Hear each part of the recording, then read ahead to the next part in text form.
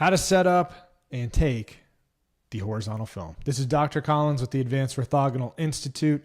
Let's get into it by way of introduction, right? We're looking here at some of the old neck doc footage.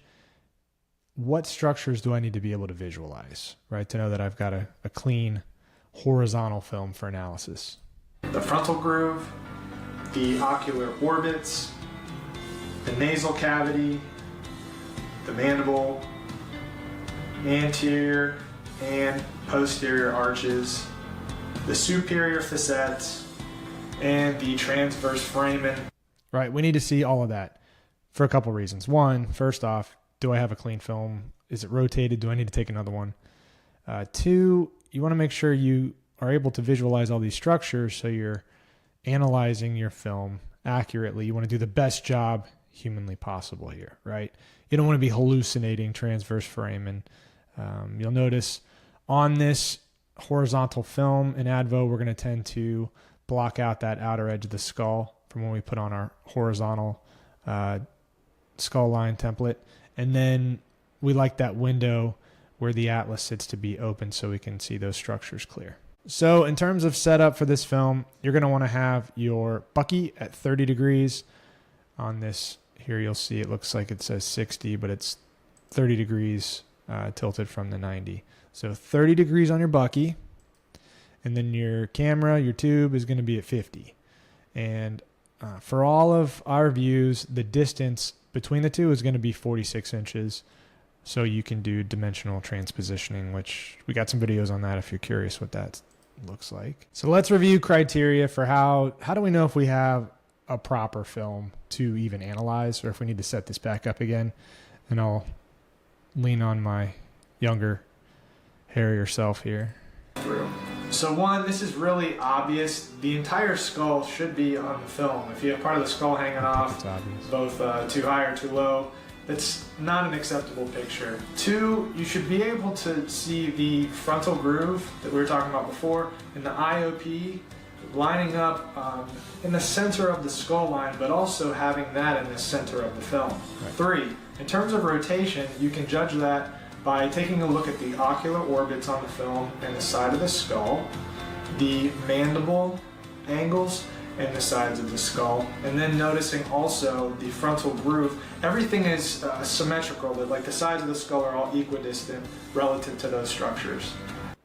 And that's really important. You need to make sure that you have a not rotated horizontal film when you're trying to measure a film that you will determine rotation from. And four, that the atlas is positioned just above that IOP in the window between the mandible and the bottom of the skull. You want to have a nice clear look.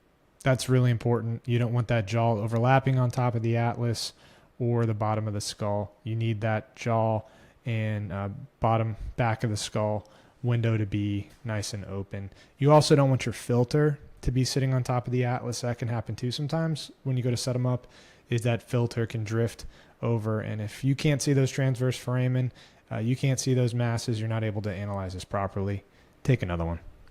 Specific to making sure the head's on the film, I think it's a good point, is your string.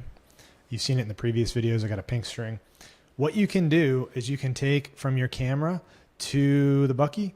On each of our Buckies, we've got where that 10x12 film should go, and you can take it to the top and bottom of that box, and you can see if the skull is not only on the film but equally distanced with that string. All right, so let's get into setup. The head tilt and rotation are the biggest factors here. I'll show you what I mean. In terms of head tilt, you need to take a look at the patient from behind. I will actually have my fingers on either mastoid, and I will be looking to see if there is a tilt to one side or the other. With AdvO, there is no sort of manipulating where the head is at. The whole idea is to have the patient bend at the waist as not to interfere with that head-neck relationship.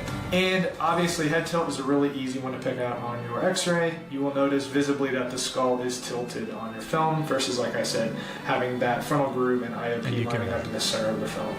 When it comes to rotation, make sure you're taking a look at primarily those ocular orbits again on the side of the skull to make sure you don't have the skull rotated one side to the other. Right. And then also those angles of the mandible on the side of the skull.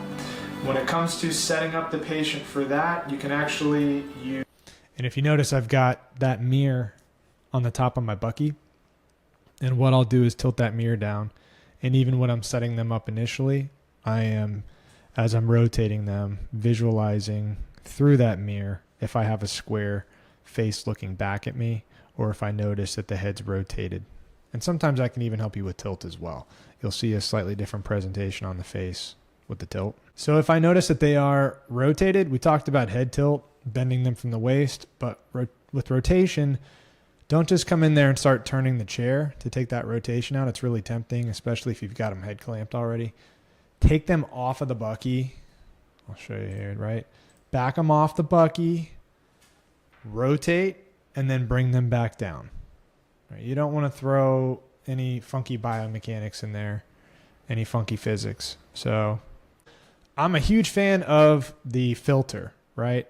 There you go. Putting the filter up to make sure you block out that skull and it's nice and clean white for when you do your analysis. But you're going to make sure that that crosshairs is pointing through the vertex of their skull. I think it's an important point too. And that when you have that filter on, that it's not staggered right or left, that what you're looking at with that collimator light is that it's right in the center of the skull. And again, that crosshair is going through the vertex. All right, so finally, let's talk troubleshooting. In my case, I don't have a C-arm, and, you know, there can be some limitations when you don't. Let's say you have, I'll give you some other examples, a really busty patient. You have a really hyperkyphotic patient, right? Really tall person when you don't have a C-arm or the ceiling height to get the proper angle. So in some of these situations, the less desirable with an advanced orthogonal, but sort of backup view, this is not the standard by any means, you can take a base posterior. And the way we would set that up is going to be, again, the bucky's at 30 degrees, but now you're going to take that camera and effectively put it in their lap at 50 degrees. And again, you want to have that same distance, 46 inches, but that's going to allow you to kind of troubleshoot those circumstances. So instead of coming from top down, we're just reversing everything and coming from bottom up. But the same kind of rules apply, right? You're not going to bend their neck and head, right? You're not going to rotate them after they're clamped. You're still following the same rules. So you bend them at the waist to get that head tilt out. You are rotating the chair with them not head clamped if there's rotation in the film. All right, I think that's it. So hopefully you found that valuable. How to take a horizontal film. Again, this is a big one. This helps determine your rotation. Let's talk about it. Annual conference. Yeah, I know you're all excited. Yeah. November 2nd and 3rd. This is your homecoming, guys. So if I haven't seen you in a while at one of these seminars, come show up. AdvO's doing big things now. It's a good time to get back in the mix and get involved.